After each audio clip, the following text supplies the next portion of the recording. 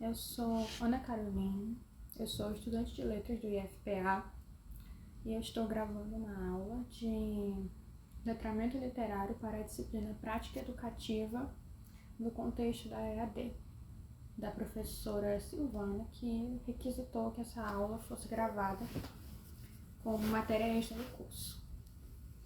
Então, para falar de letramento literário, o autor do livro Rio do Cosson, ele começou falando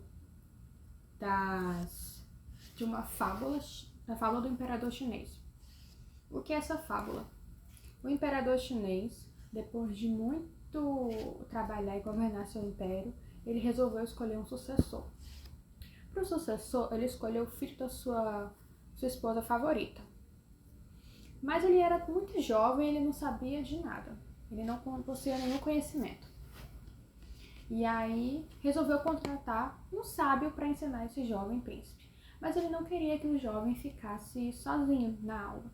Então ele colocou o filho da sua 15ª concubina, uma mulher que ele recebeu de presente de um reino, e ele nunca deu muita atenção para ela, nunca deu muita atenção para o filho.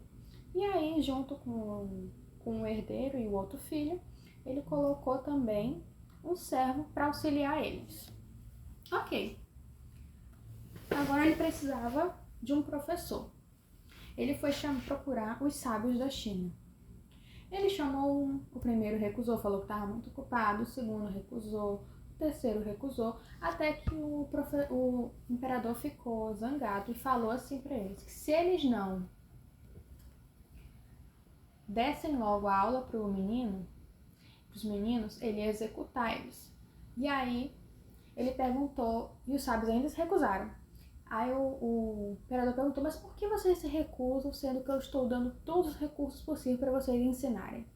Então eles falam o seguinte, a tarefa é impossível por quê? Porque cada um dos filhos representa uma dificuldade na educação. O primeiro filho, ele representa a arrogância. Ele já era o escolhido como para ser herdeiro. Então, para ele não acreditava que ele precisava aprender nada, porque ele já era escolhido. Se ele fosse bem ou não nas aulas, de qualquer forma ele ia ser escolhido, ele ia ser o imperador. Então, para que estudar? O segundo filho, como ele não era preferido e ele foi excluído do pai, ele sabia que mesmo que ele se esforçasse o máximo possível, ele não ia conseguir chegar a lugar nenhum, ele ia continuar sendo o filho menos preterido. No caso, ele representa a indiferença. E o servo? O servo, ele pode ter muita vontade de aprender, mas ele não tem conhecimento nenhum. E eles falam de quem nada sabe, nada aprende. Ele representa a ignorância. São essas as 3 variações de pessoas que o professor encontra quando ele vai falar de literatura. O arrogante, porque ele acredita que ele não precisa mais da literatura, não precisa estudar literatura porque ele acha que ele já conhece, já domina o suficiente do curso, não precisa de mais nada. Ele lê o básico e pronto. O indiferente, que ele até lê por prazer, mas ele só lê com um objetivo em mente. Ele lê para aumentar o vocabulário e ele acha que a aula de literatura é muito chata e decoreba. E o ignorante é aquele aluno que ele não tem acesso a nada. Ele tem muito desejo de aprender, mas ele não tem nenhuma referência de mundo, de literatura, para ele poder basear os seus estudos. Então, para ele é completamente difícil entender literatura, entender poesia, compreender, interpretar. Aí o autor usa essa metáfora para começar a falar de literatura. Muito bem. E a partir disso,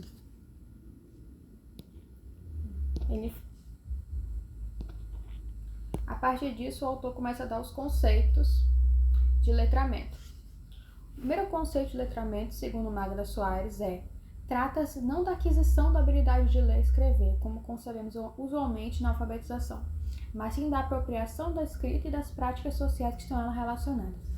Ou seja, não é apenas abrir o livro e ler, mas é compreender o que você está lendo, ter um pensamento crítico sobre aquilo, conseguir formular algo a partir daquilo e conseguir escrever algo baseado naquilo. E além disso, conseguir transpor esse conhecimento que você pegou no texto para o mundo, junto com as suas interações sociais e culturais. Conseguir fazer um link do que você está lendo com o que acontece no mundo.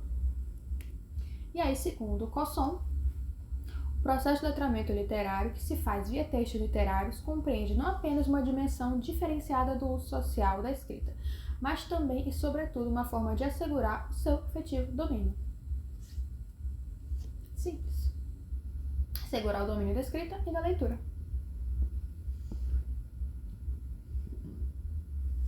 A literatura e o mundo. Antes de começar a falar sobre letramento literário, esse autor ele escreveu essa obra com o objetivo de ser um guia para o professor poder incentivar esse letramento no aluno.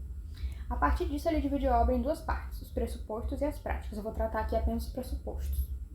Os pressupostos é o que o professor precisa saber de teórico antes de começar a falar sobre letramento literário. Ele tem que saber o que significa letramento, qual a conexão do letramento com o mundo, como funciona a literatura na escola. O que ele faz? Ao longo desse livro, ele usa diversas teorias literárias, só que, para resumir a história, ele fala que não vai referenciar ponto por ponto do autor. Ele vai resumir tudo, no final ele coloca algumas referências. Aqui, por exemplo, ele colocou um pouquinho de Antônio Cândido. Ó, vem aqui. A literatura e o mundo.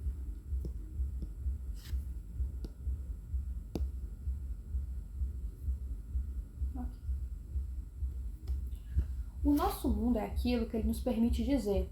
Isso é a matéria constituída do mundo, antes de mais nada, a linguagem que o expressa. Constituímos o mundo basicamente por meio das palavras. Quando Paulo Freire ele fala no texto dele a importância do ato de ler, que primeiro ele foi alfabetizado no chão da casa dele e só depois ele foi alfabetizado na escola, é isso que ele quer falar. Antes da gente aprender a compreender o que está escrito da literatura, a gente tem que compreender o mundo à nossa volta e ver como nós enxergamos as relações sociais. Antes da gente ler um livro, a gente já tem uma noção do que está acontecendo à nossa volta. E aí o mundo ele é construído através das palavras, nossa comunicação verbal e não verbal com as pessoas, tanto na escrita quanto na fala. O nosso corpo-linguagem é feito das palavras com que exercitamos. Quanto mais eu uso a linguagem, maior o meu corpo de linguagem e, por extensão, maior o meu mundo. Quer dizer que conforme nós formos abrangendo o nosso vocabulário, mais nós vamos estar preparados para compreender o que acontece em nossa volta. Se você começa a estudar mais geografia física, você vai poder nomear as diferentes categorias geográficas que antes você não conseguia nomear. Você ainda consegue ver, por exemplo, uma rocha, mas antes você não sabia diferenciar rocha de pedra ou diferenciar os tipos de rocha. E que rocha não é pedra, essas coisas. É isso que ele quer dizer.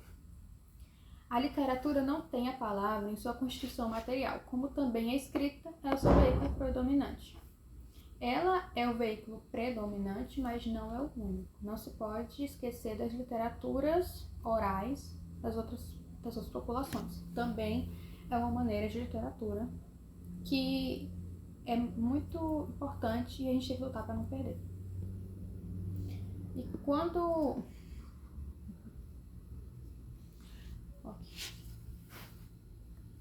A literatura tem o poder de se metamorfosear em todas as formas discursivas. Quer dizer que também